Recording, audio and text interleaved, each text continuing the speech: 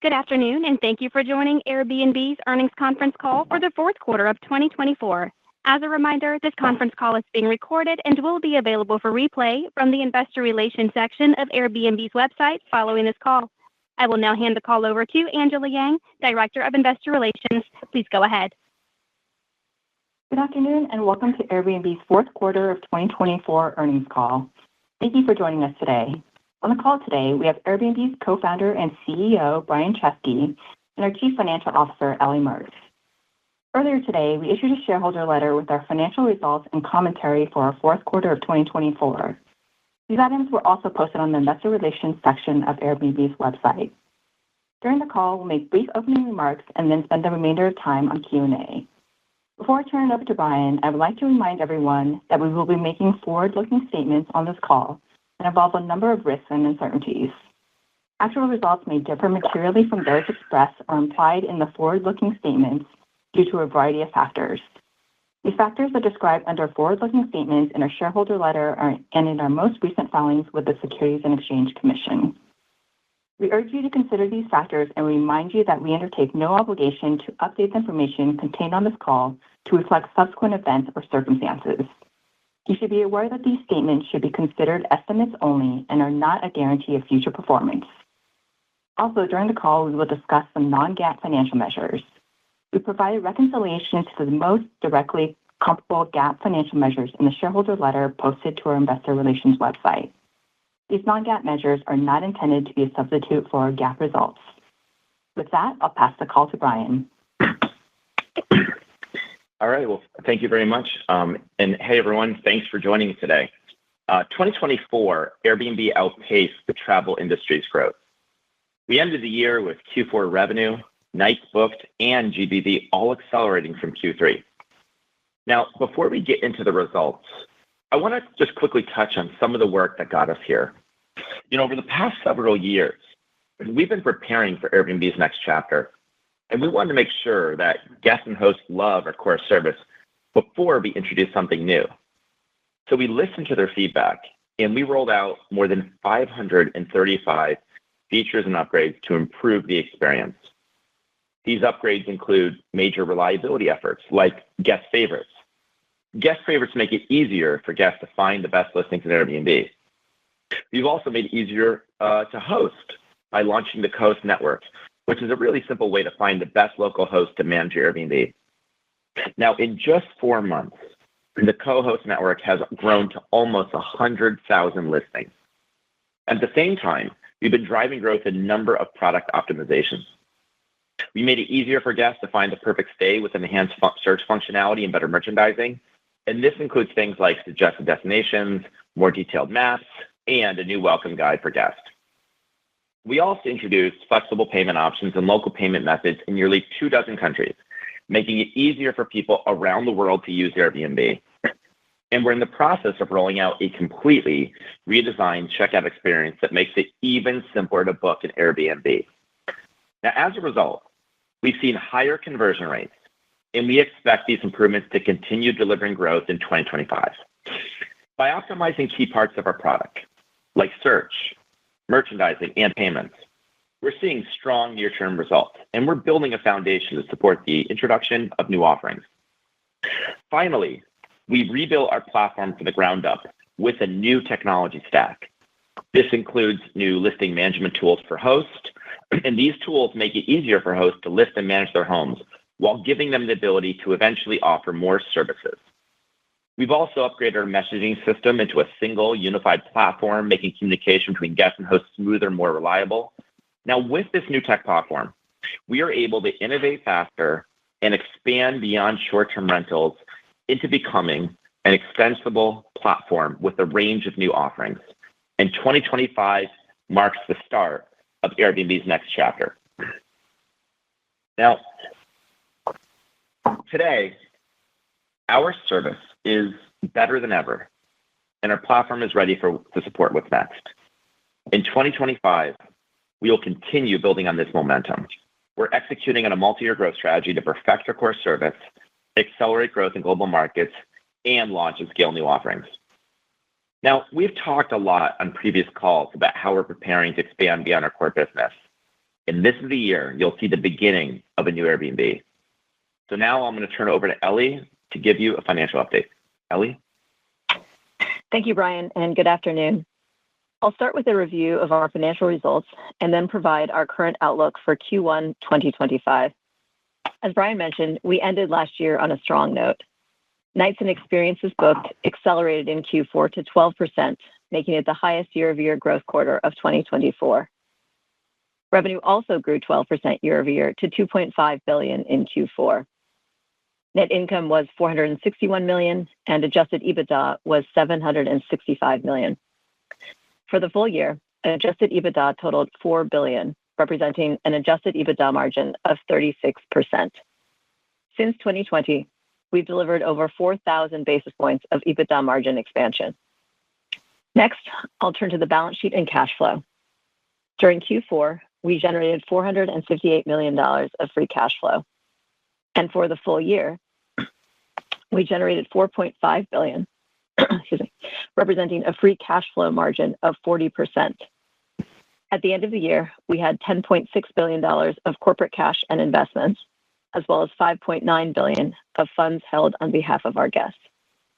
Our strong balance sheet allowed us to repurchase $838 million of our Class A common stock during Q4 and $3.4 billion for the full year. At the end of Q4, we had $3.3 billion remaining on our repurchase authorization. Now let's shift to our Q1 2025 outlook. After closing out 2024 with our highest quarter of nights and bookings growth, we're excited about the strong demand we continue to see early in 2025. For Q1, we expect to deliver revenue between $2.23 billion and $2.27 billion, representing 4 to 6% year-over-year growth, or 7 to 9% when excluding FX headwinds. As we mentioned last quarter, revenue in Q1 2024 benefited from both the timing of Easter and the extra day from leap year, creating a hard year-over-year comparison. Without these calendar impacts and FX headwinds, our revenue growth would be about 6 percentage points higher, or 10 to 12%, which is relatively stable compared to Q4. For nights and experiences booked, we expect year-over-year growth in Q1 25 to be relatively in line with Q1 24 once you exclude leap day, which contributed about 1 percentage point of growth last year. On profitability, we expect adjusted EBITDA and adjusted EBITDA margin to decline compared to Q1 2024, driven by the same factors impacting revenue. That said, if you exclude the calendar and FX headwinds, adjusted EBITDA margin in Q1 would remain relatively flat year-over-year. As we look ahead to 2025, we're focused on executing our multi-year growth strategy. Our strategy is designed to drive long-term growth and deliver market share gains through 3 levers. 1, perfecting our core service. 2, accelerating growth in global markets. And 3, launching and scaling new offerings. We're focused on strengthening the economics of our core business and generating strong free cash flow while also investing in growth opportunities. This year, we plan to invest $200 to $250 million towards launching and scaling new businesses, which we'll introduce in May. Even with these investments, we expect to maintain strong profitability, delivering a full-year adjusted EBITDA margin of at least 34.5%. Because these investments will roll out throughout the year, their impact on our quarterly adjusted EBITDA margin will be the most pronounced in the first 9 months of 2025. As these new businesses scale over the coming years, we expect them to make a significant contribution to revenue growth. And so each year, we'll layer in new offerings where we see long-term revenue growth opportunities. And at the same time, we'll focus on delivering strong profitability and world-class free cash flow for our core business. And now with that, I'll open it up to Q&A. We will now begin the question and answer session. If you'd like to ask a question, press star, then the number 1 on your telephone keypad. We ask that you please limit your questions to 1. We'll take our first question from the line of Stephen Ju with UBS. Please go ahead. Okay, thank you. So I think in the past, in terms of the global sort of localization effort, you've talked about Brazil, and I think in the shareholder letter, you were showing your localization effort for Japan. So just wondering how long it typically takes for one of these efforts to localize in any given country, it takes to come together? You guys have mentioned Argentina, Germany, South Korea, and other places. And Ellie, I guess the $200 to $250 million of investments that you're planning to incur, I guess in the front half of this year for the most part, what is that primarily going to be geared to? Is it going to be marketing? Is it going to be engineering staff up? Or any color there would be helpful. Thank you. Great. Thank you, Stephen. Let me start just giving a little bit of color in terms of our global market strategy. As backdrop in terms of context on this strategy, we've shared over the last year that Airbnb is a very global brand. However, our business is concentrated in our top 5 core markets. So that's the US, UK, Canada, France, and Australia. Those 5 markets comprise about 70% of our gross booking value. And so as a growth lever that we've been investing in, we've been targeting markets outside of that top 5, where we think that there's a sizable opportunity for us to invest and both gain penetration in the markets and also provide a tailwind to our global growth rates. I think what you've seen over the last, not just the Q4 results, but over 24 as well, is that those investments and that targeting of new geos has had a meaningful impact on our growth. In particular, what we shared in Q4 was that those markets that we've targeted are growing about double the rate of our core markets. And to your question in terms of, how long does it take? I would say it depends on the specific market. I think Brazil is a huge success case, and that's a market that we've been focused on, in particular with adding brand marketing over the last 2 years. And we've been able to materially increase the scale of our business in that country in particular. I think there's other markets that maybe the duration for building scale will take longer.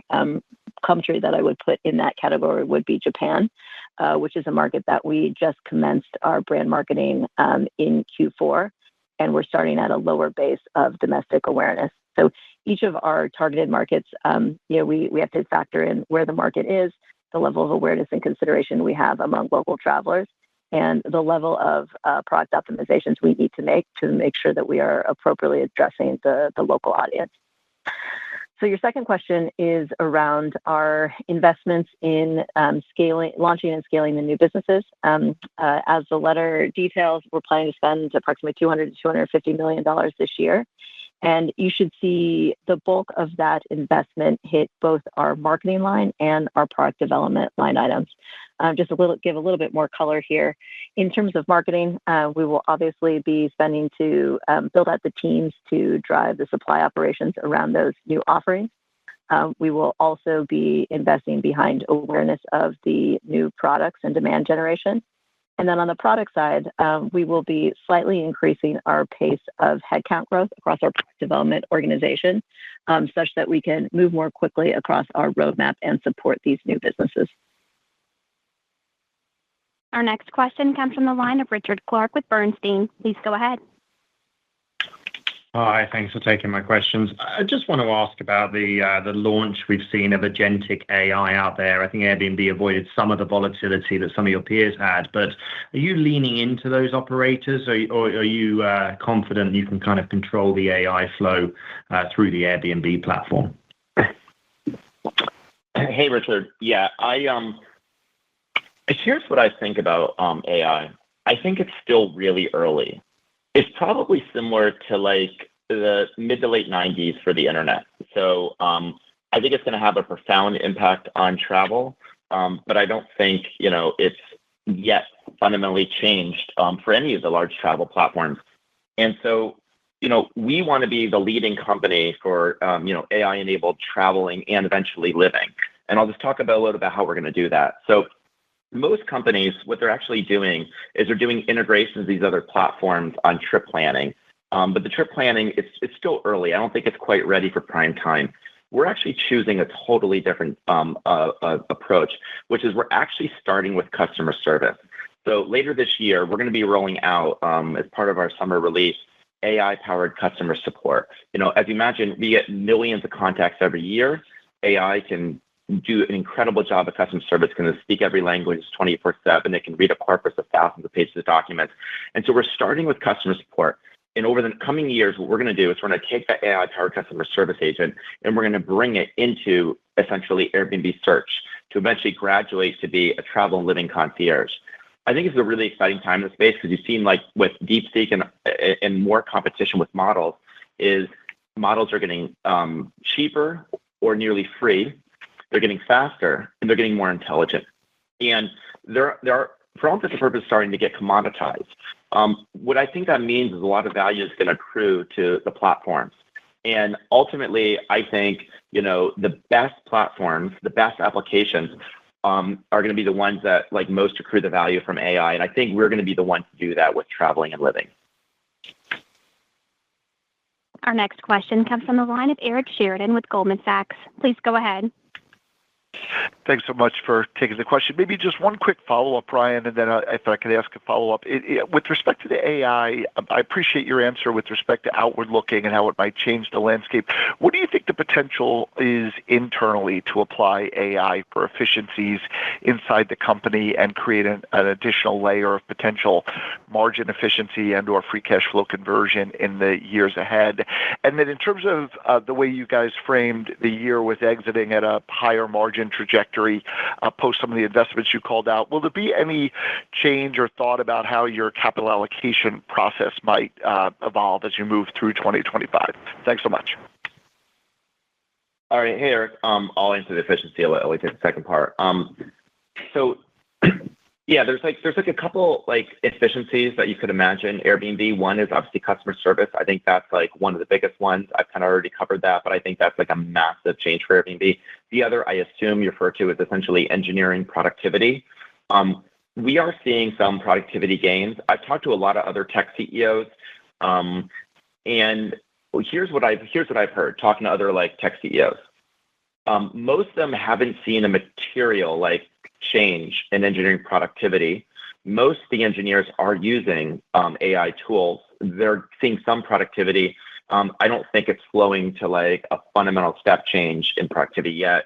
I think a lot of us believe in some kind of medium term of a few years, you could easily see like a 30% increase in technology and engineering productivity.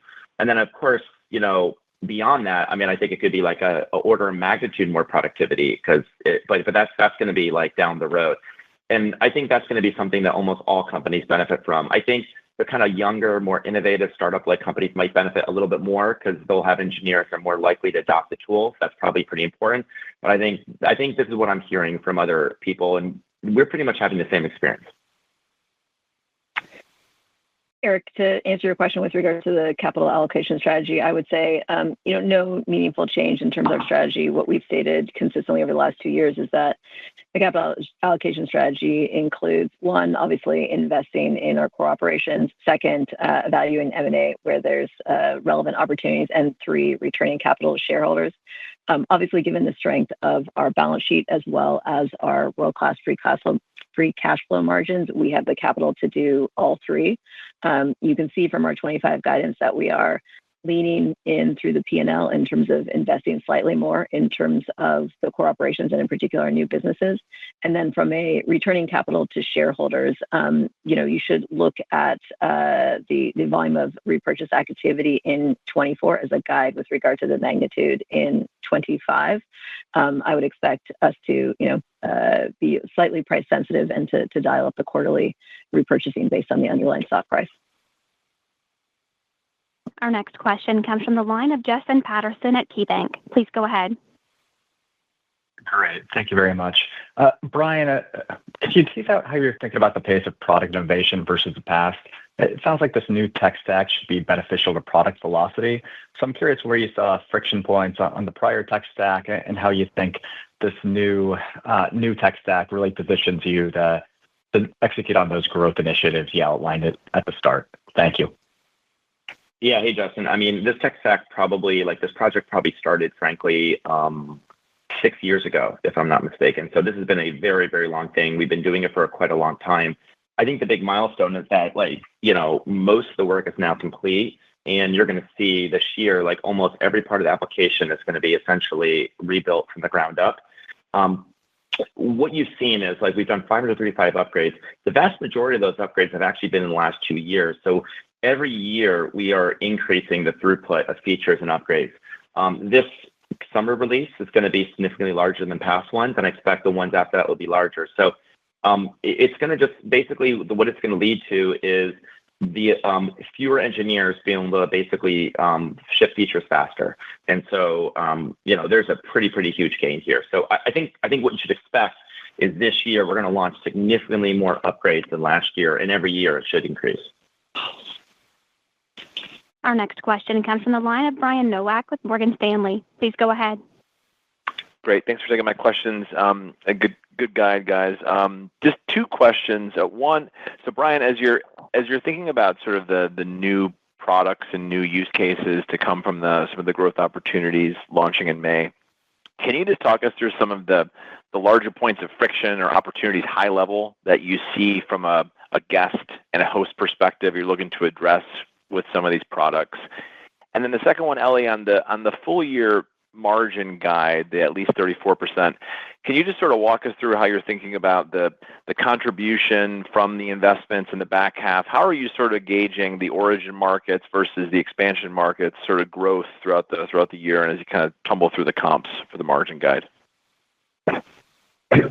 Yeah. Hey, Brian. I will. And are you asking, just to clarify the first, this is specifically friction points for new products and services, not product optimizations, correct?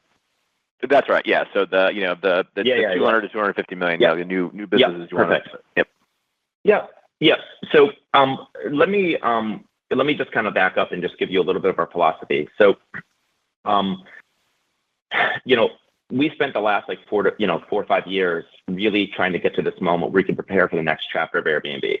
What we did, as I said, is we built the tech stack from the ground up. We listened to guest and host feedback, made over 500 upgrades. We built this new business organization that Dave is now leading. We've become, obviously, went from break even to quite profitable. And so I think we're now ready for this next platform, next chapter to expand beyond our core, where Airbnb is, just a place to stay. And to do that, here's a couple of philosophies, a couple of principles we have with our philosophy I'll share, and I'll also tell you a little about the friction. Number one, I think we can do this quite efficiently because we are not going to launch separate apps or separate brands. We're going to have one app, one brand, the Airbnb app. And we want the Airbnb app kind of similar to Amazon to be one place you go for all of your traveling and living needs.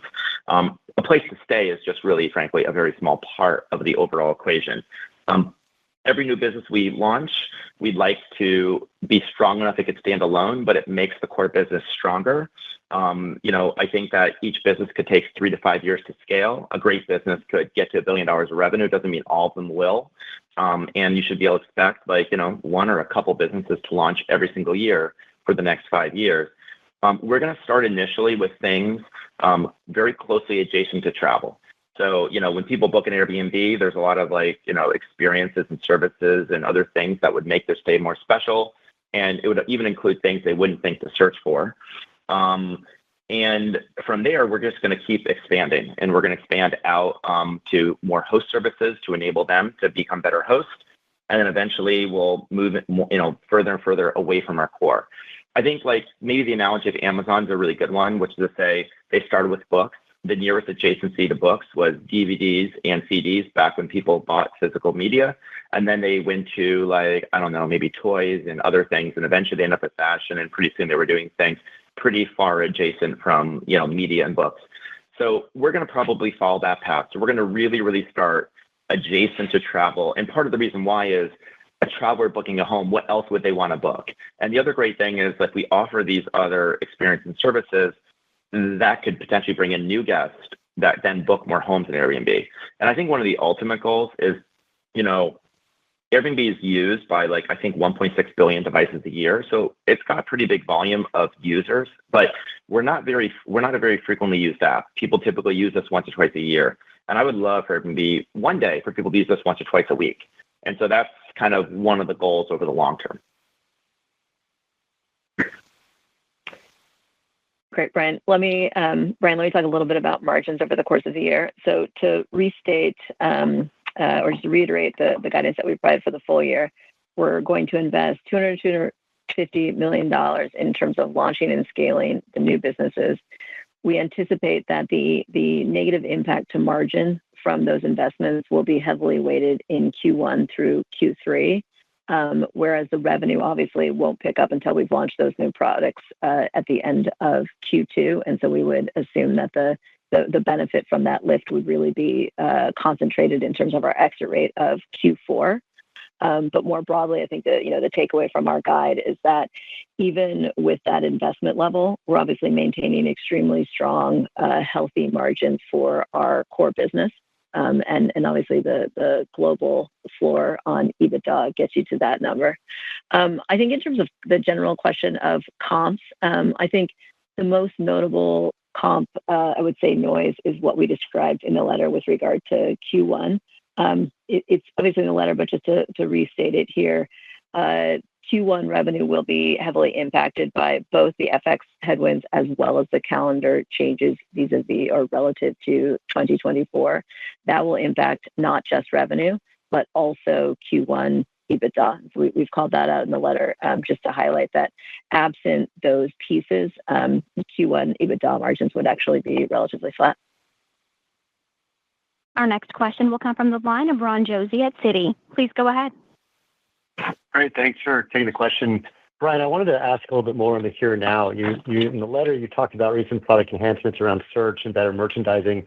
I'd love to hear your thoughts on what you're finding, what you're seeing with search and merchandising and learnings there to help inform these newer experiences and products that are coming down the pike. And then the next question is just on nights and experiences booked to the acceleration this quarter. Talk to us about the contribution between just the broader travel market being relatively healthy and these newer products that are launching, like co-hosting or experiences or the next 9. Thank you. Yeah, hey, Ron, I'll take the first. So yeah, when you think about the here and now, we called this out in our letter really around product optimizations. And Ron, I'll kind of let's just start like 3 parts. Step 1, people come to Airbnb.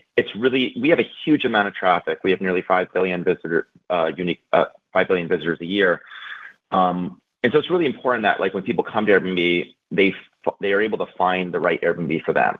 So we've done a lot around, like we've introduced a personalized welcome tour.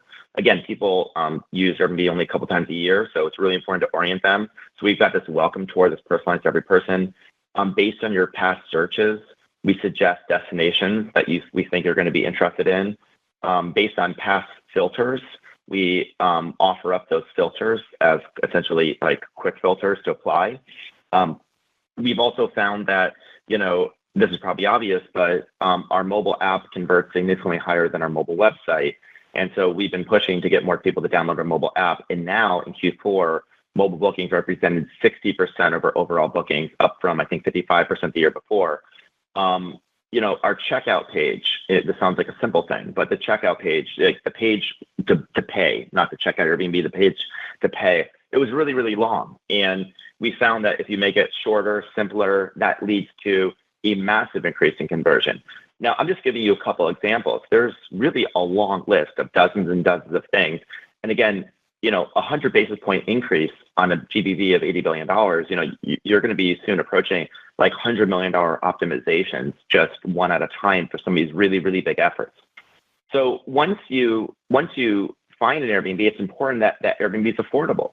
And affordability is in our DNA. So we've made a lot of improvements around affordability that have also increased optimization, like showing the total price display.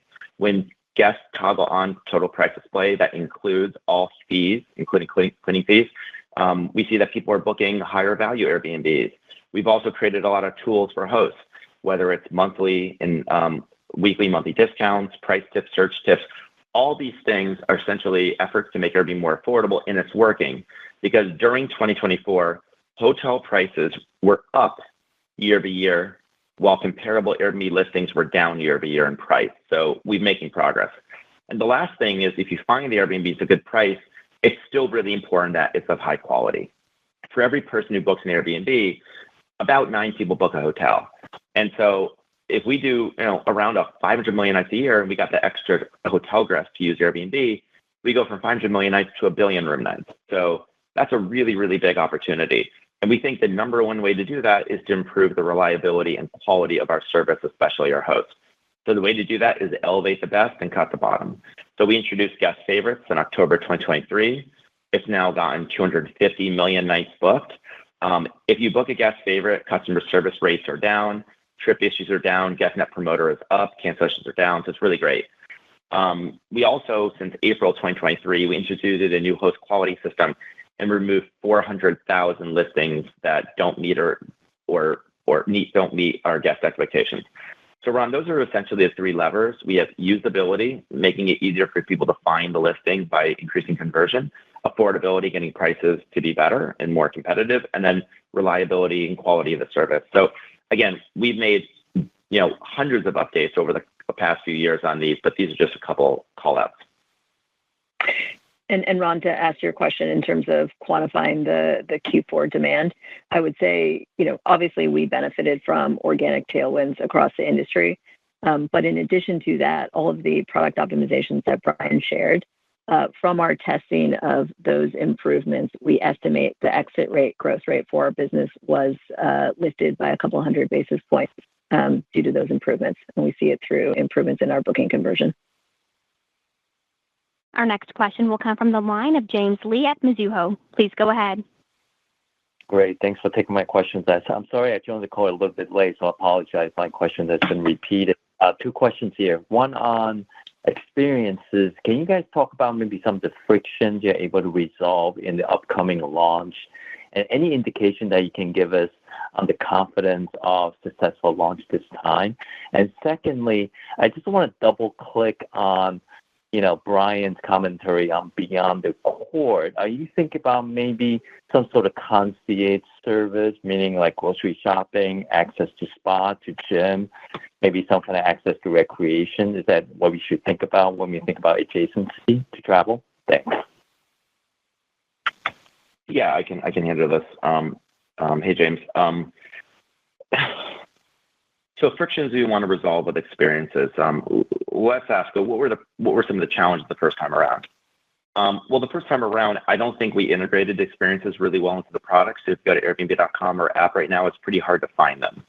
The second thing is that when you find the experiences, I don't think they were merchandised as compellingly as they could. Third, there weren't really a lot of integrations with social media. I think social media is a great distribution channel. And fourth, I think we are completely rethinking the kind of supply we're going to have. I think it's going to be really, really compelling. And then fifth, we didn't really market it that much. And I think this time we're going to be a bit more aggressive in marketing them because we're really proud of the quality of product we have. Confidence of how successful the launch is going to be. I want to be measured in my response because, this is a second shot at it. I am extremely confident that this product is going to be incredibly, incredibly compelling though. And so I think if people give it a shot, I think they're going to be really in love with the product because people really do actually like the current Airbnb experiences. And I think this one's going to be significantly better. I probably won't say much more. Tune in May, and we're going to I'll walk you through the entire product and the product launch. As far as adjacencies, yeah, I mean, there are, dozens and dozens. I mean, if you got really granular, hundreds of opportunities. Endless. We could spend many, many years picking all the adjacencies to be able to travel somewhere and list them. Remember, 78% of our nights booked are longer term stays of more than 30 days. And that's going to become an even greater share of our business, I think, down the road. And so if you think about what all the service you need to travel or live somewhere, there's a lot of opportunities. Now, the key is not to do them obviously all at once, to prioritize, to pick the most differentiated services guests want the most, that are, the most compelling the opportunities from a business standpoint, and to start from there. So I'm not going to go into too many more details, but stay tuned. Our next question will come from the line of Jed Kelly at Oppenheimer. Please go ahead. Hey, great. Thanks for taking my questions. Just first, can you talk about, as you kind of increase your reliability, where are you in potentially partnering with some, larger companies that might be able to provide these enhanced services? And then just circling back to North America, I mean, how do you view that market opportunity? I know room nights accelerated mid-single digits, but I'm sure you want it to grow faster. So just how should we view the North American market? Thank you. Yeah, well, why don't I start with partners? I imagine eventually, Airbnb, first of all, we haven't done a lot of partnerships. We historically have not had a robust business development or partnerships function. So most of our platform we've built as kind of a little bit more of a closed ecosystem. I imagine this next chapter of Airbnb is much more of an open ecosystem. And if you think about the really large tech platforms, they're kind of ecosystems essentially, and they're ecosystems that partner with other companies and developers to build on their platform. And Airbnb is the kind of company where there are quite literally thousands of companies, like cleaning companies, key exchange, like grocery companies, like there's all sorts of companies built on top of Airbnb, especially local businesses. So I think that Airbnb, there is a play to be ecosystem where we could partner with local companies and global brands. So we are absolutely thinking about that. It's not the first thing we would do. We'd probably start with kind of first party before we go to third party, but third party integrations is incredibly compelling because why not allow the world to build an Airbnb? We don't need to build this future by ourselves. Chad, just to talk a little bit about North America.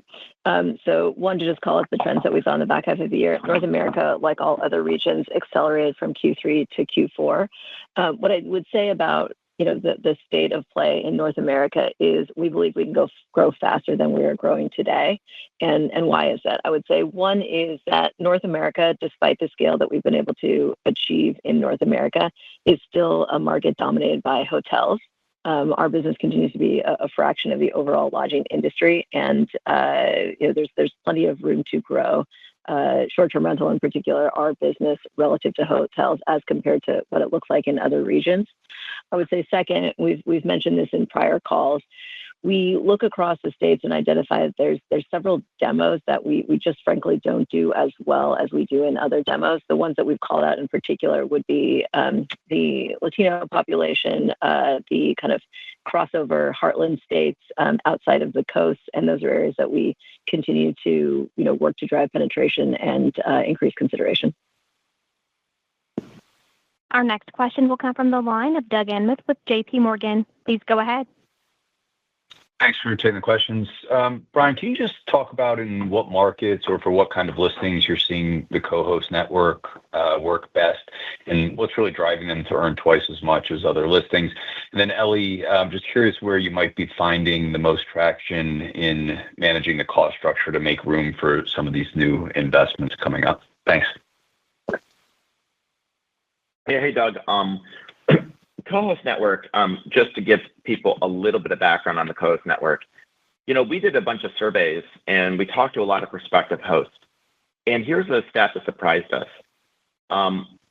More than 40% of people we surveyed say they would be interested in sharing their home on Airbnb.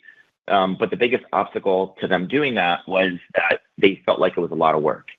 We also noticed there were a lot of people that were hosting Airbnb that would like to expand, but they don't have another home to put on Airbnb.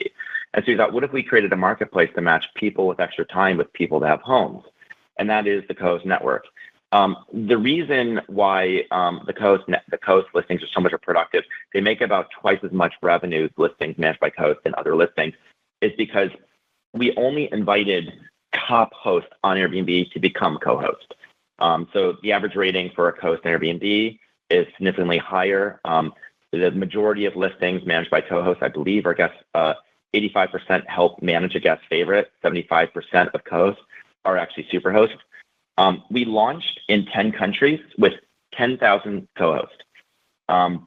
Those countries were, I think it was Australia, Brazil, Canada, France, Germany, Italy, Mexico, Spain, UK, and US. So it was those 10 countries, and that's it, And since and the average co-host has an exceptional rating of 4.87. That's a really, really good rating. So that was like 5 months ago. Today, we went from 10,000 co-hosts to 15,000 co-hosts. We now have 100,000 listings under management. The next plan is to expand to Asia. So the two countries we're focused on are Japan and Korea. And we'll give you updates as that progresses. Great. And Doug, to talk about margins in terms of where there's opportunity for incremental efficiencies, just to restate our margin guide, every year we will be looking to invest in new growth opportunities while also finding incremental efficiencies in our core business. In terms of 25 and the outlook there, I would say there's incremental opportunities across our variable costs. So areas like payment processing and customer service opportunities to just be, frankly, a little bit more efficient and to deliver some margin expansion there. Similarly, we continue to be extremely disciplined with our G&A expenses and headcount growth, allowing for some margin expansion there as well. And then on the marketing line item, in 24, we did increase our overall marketing intensity over the course of the year because we saw opportunities to lean into. Our current plan for 25 plans for a flat % of revenue for the core business focused on marketing. Our next question will come from the line of Lee Horowitz at Deutsche Bank. Please go ahead. Great. Thanks for taking the question. Maybe just on some of the growth markets. You guys highlighted some really healthy growth rates in these expansion regions, and obviously put up nice numbers in the 4Q. But as we look out to the first quarter, nights growth is sort of reverting back to what you did for much of 24. So can you maybe help us unpack why the success you're seeing in some of these regions is not necessarily pulling up the overall growth rate in the first quarter? And then maybe relatedly to the marketing comments you just made in terms of it being sort of flat year on year. I guess how do we maybe put together the pieces of marketing intensity perhaps flat year on year with a number of different growth regions still out there that are probably not quite as large as you want at this point? Like, do you no longer really have to invest in them, or have you reached sort of an investment sort of threshold on those? Or are you going to start to get leverage on the investments that you've made in those regions? How come they don't necessarily need more marketing dollars to deleverage next year? Thanks so much. Sure. Let me start with the latter question. So if you think about how we've been managing our overall marketing dollars, the majority of the spend is on brand marketing. And the way to think about brand marketing is that it is effectively a fixed amount of spend for each market in terms of the minimum amount that you need to spend for that market to be efficient. And so it is not necessarily a one-for-one like performance marketing in terms of how you need to scale it up. And so what we've done over the last couple of years is keep the growth of spending against our core markets relatively modest while adding on these incremental new markets and the incremental brand marketing dollars that it requires. And so as we look forward to 25, the way that we're able to maintain strong growth in the core markets, but also incrementally invest in a higher level of marketing intensity for the expansion markets is not to grow the core market marketing spend faster than revenue. And that the way we're able to do that is our lack of strong reliance on performance marketing, which would be entirely variable. Instead, in a market like the US, we have a base fixed amount that is dedicated to brand, on top of which we surgically add performance marketing. And so the broad takeaway should be that in particular in our core markets, because they are so heavily reliant on brand, we are not adding dollar for dollar as revenue increases, and therefore the marketing budget's allowed to expand and be more heavily dedicated to expansion markets.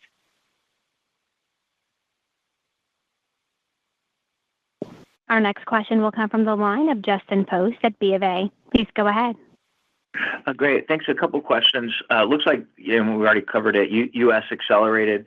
Looking back, what might have pressured the growth rates and on a macro level, and do you see those pressures changing this year? And then maybe Ellie, you could talk a little bit about the take rates contemplated in your outlook. What are some of the positives and negatives for take rates? Thank you. Yeah, certainly. So let's talk a little bit about North America in terms of what 2024 looked like. You'll recall this past summer, North America in particular, we saw at the beginning of the summer peak that there was a pretty material contraction in terms of lead times, which made bookings growth in Q3 relatively muted.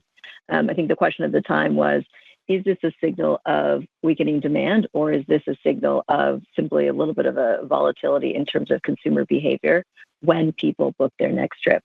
What we found at the end of Q3 and consistent with our Q3 results that played through with Q4 is that volatility and kind of muted bookings growth we saw over the summer was somewhat temporal. And those folks who were, somewhat on the sidelines in terms of making their future bookings in the summer came back to us in the fall and did indeed make those bookings.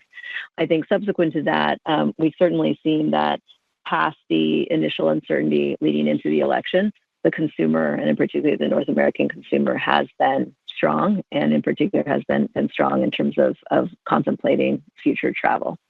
In terms of take rates, if we play back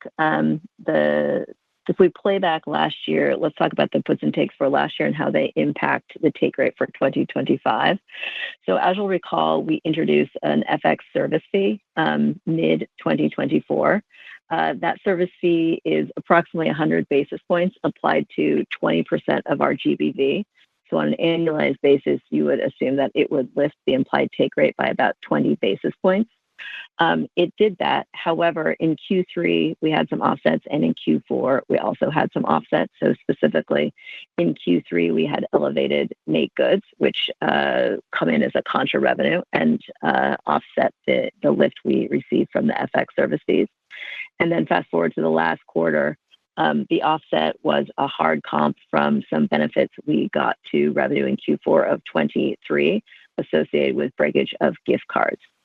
So fast forward to 25, we don't anticipate any of those similar one-offs that will offset the benefit we get from the FX service fee. And so instead, for full year 25, you should assume that the implied take rate gets the full benefit of 20 basis points increase on a year-over-year basis as compared to 24. Our next question will come from the line of Ken Gawrelski with Wells Fargo. Please go ahead. Thank you, too, if I may. First, just on the expense side, maybe, Ellie, could you talk a little bit looking beyond 25? How do you think about the fixed investments you've made to prepare for the product launches in 25? How should we think about that fixed versus variable component in 26 and beyond? And then second, maybe for Brian, you talked about how there's still opportunity in North America and the bookings of alternative accommodations relative to hotels, and still it's very heavily weighted to hotels. Could you talk about some of the elements you think that could change that kind of price to value equation for consumers, especially in maybe in urban markets where alternative accommodations have had tougher time gaining share versus vacation markets where you picked up a ton of share? Thank you. So let me talk about the product investments. Brian has shared that, and in the letter we shared that we've spent the last couple of years effectively rebuilding the tech stack. And so I would say, while that work is not fully complete, a lot of it is behind us. So I think from an investor standpoint, you should be excited that most of the hard work has been done in terms of rebuilding the tech stack and frankly, modernizing our app. That sets us up well to now turn our product roadmap towards supporting these new services, as well as continuing to perfecting the core service.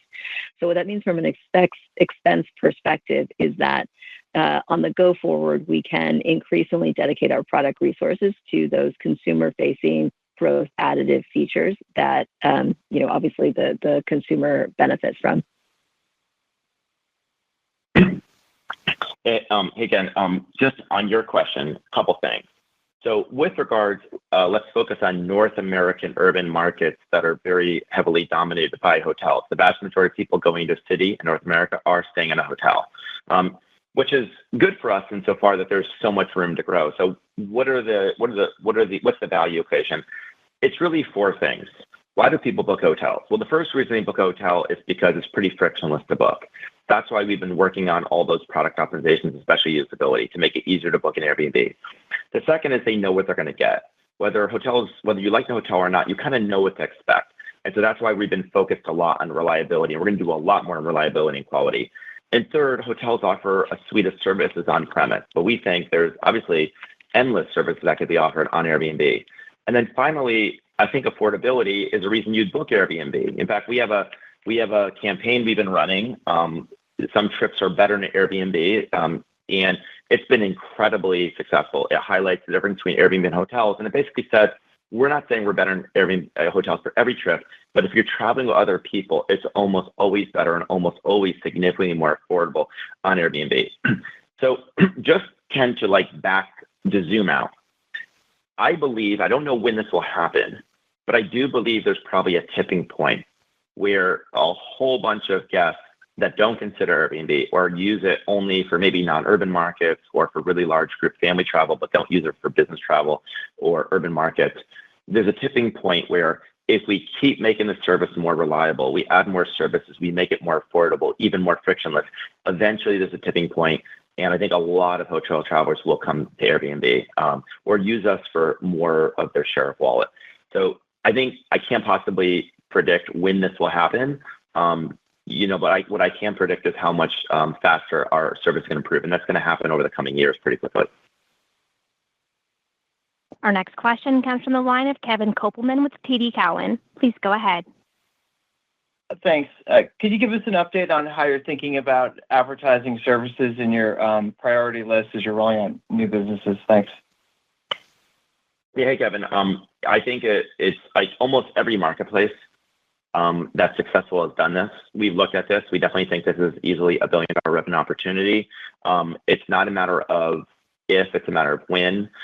It's not the most perishable opportunity, so it's not something we'll be doing this year, but it's definitely something, on the horizon.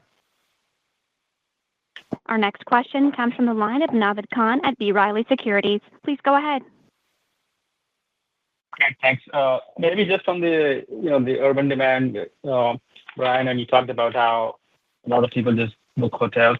Can you maybe touch on regulation, and do you see movement there in terms of how that might become more favorable, especially larger cities like New York might start to open up?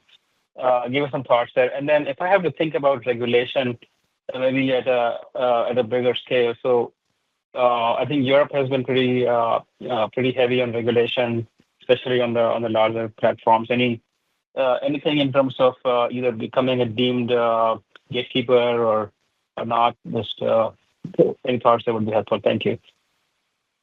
Yeah, sure. I'll take the first part, and I'll let you take a second. With regards to regulation, let's just frame it. So our top 200 markets comprise the vast majority of revenue. 80% of those jurisdictions have regulations on the books for Airbnb, regulations as in they recognize us. And we've now collected remitted around $13 billion in hotel occupancy tax, and we have really a great history of partnering with cities. I think the trajectory for cities is increasingly, I think they're going. When we first started, cities didn't really know what to make of us. This is like 10, 15 years ago. I think some people thought Airbnb was a problem. And I think increasingly cities are thinking of us as partners, and they're thinking of us as a solution to their problems. I'll just give a couple examples. Last summer, Paris had a really big problem. Millions of people were coming to Paris, and they didn't have hotels to put them in. So Airbnb, we went from 100,000 to about 150,000 homes, partnering with the IOC, the Olympic Committee, and the city of Paris, the French government. We had great support, and we were able to house 700,000 guests in Paris during the Olympics. Imagine that. That's like more than 10 Olympic stadiums where the guests were staying in Airbnb. I think the Paris Olympics was so successful that the city of Milan and the city of LA are now looking at how we can be a solution for their challenges with, compression nights during the Olympics. And I think cities all over the world are looking at Airbnb as a solution to be able to accommodate guests for large events where money goes into local communities, and it limits hotels' ability to essentially create surge pricing. Another solution we've been is during times of disaster. There was a devastating LA fire that I'm sure you're all aware of about a month ago, and a large number of people were displaced. Well, Airbnb, and working with Airbnb.org, has housed more than 19,000 residents of Los Angeles that were displaced because of the fires. And so I think generally the conclusion here is that I think we're developing some really great momentum. I think cities are seeing us as a partner. I think that New York City remains an outlier. They banned the majority of our business. 1 year later, as of I think last September, the last data I saw, rents, they basically banned Airbnb with the idea that rents would go down. What we've seen is rents aren't down year over year. In fact, rents are up, I think, 3% year over year. There hasn't been meaningful supply housing stock going back in the market. And guess what happened to hotel prices? They're actually up 7% year over year. So I think New York's a cautionary tale, and I do not think cities are going to follow it. I think they're going to see us much more as a solution to a problem. And then just on your second question related to DMA, no real change here from last quarter. It doesn't really apply to us. Our next question comes from the line of Colin Sebastian at Baird. Please go ahead. Thanks, and good afternoon. I guess two quick ones for me. First off, I guess from a competitive standpoint, Brian and Ellie, the tone of the letter comes across, I think, is quite a bit stronger in terms of leading the industry. So I'm curious if that's more of the result of your performance to date, or is that more about what's to come in terms of putting more distance between Airbnb and competitors? And then secondly, on experiences, I know we don't have the formal relaunch yet, although I enjoyed a nice food tour recently, purchased of the platform. But just curious in the progress you're seeing in repopulating the marketplace or ingesting more and higher quality experiences before the relaunch. Thank you. Great. Thanks, Colin. Just giving a little bit of update in terms of the competitive environment. What I would say is that our results in Q4 and 2024 support that. We continue to gain market share on a year-over-year basis, both globally as well as at a regional level. This is true both from a traffic share as well as a night stayed perspective. And what we've seen of late is predominantly market share gains coming from hotels. I think all the product improvements that Brian has shared throughout this call, as well as the increases we've seen in terms of brand consideration, have really been attracting more, frankly, classic hotel users to try our product, and has allowed us to continue to gain market share. I think one of the underlying questions I'm sure people have is vis-a-vis Vrbo and their strong performance in Q4.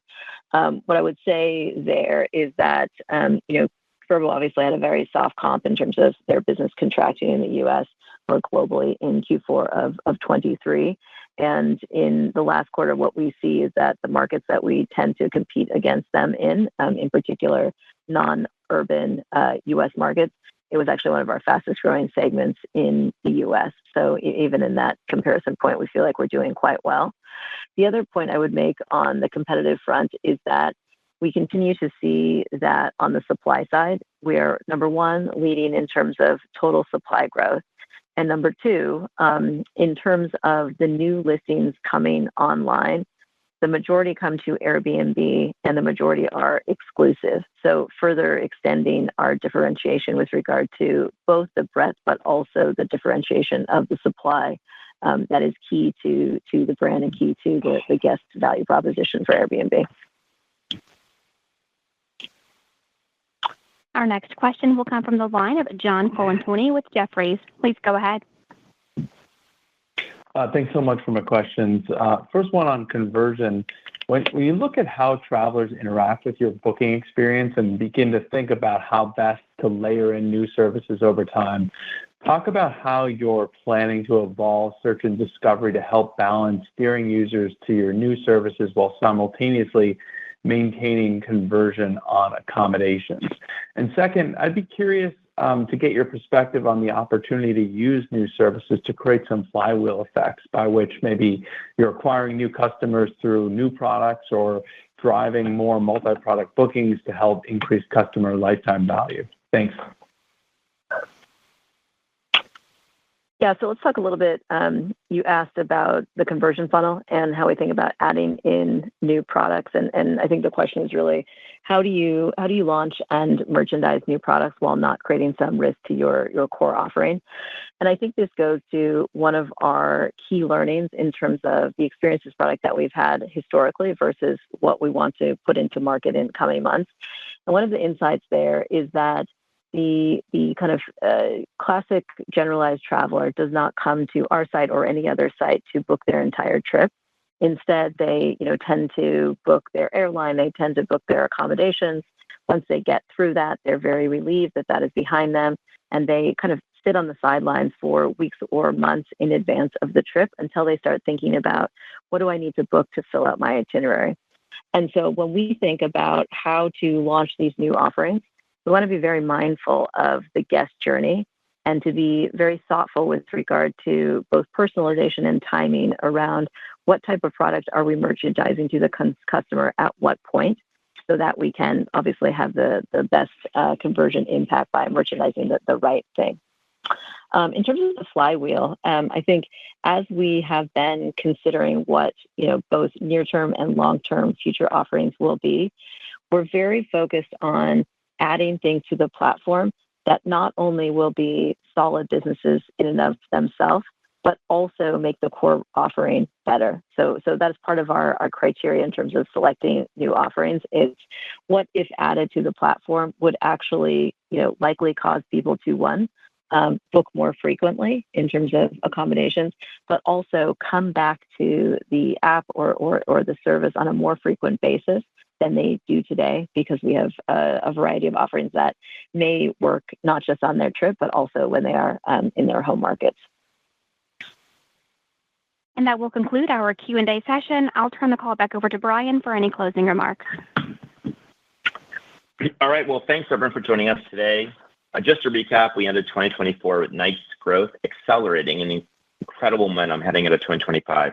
Free cash flow was $4.5 billion for the year, representing a free cash flow margin of 40%. And our strong balance sheet enabled us to repurchase $3.4 billion of common stock. I'm really proud of what we accomplished, but this is just the beginning. 2025 marks the start of Airbnb's next chapter. All right. Thank you all. That concludes our call for today. Thank you all for joining. You may now disconnect.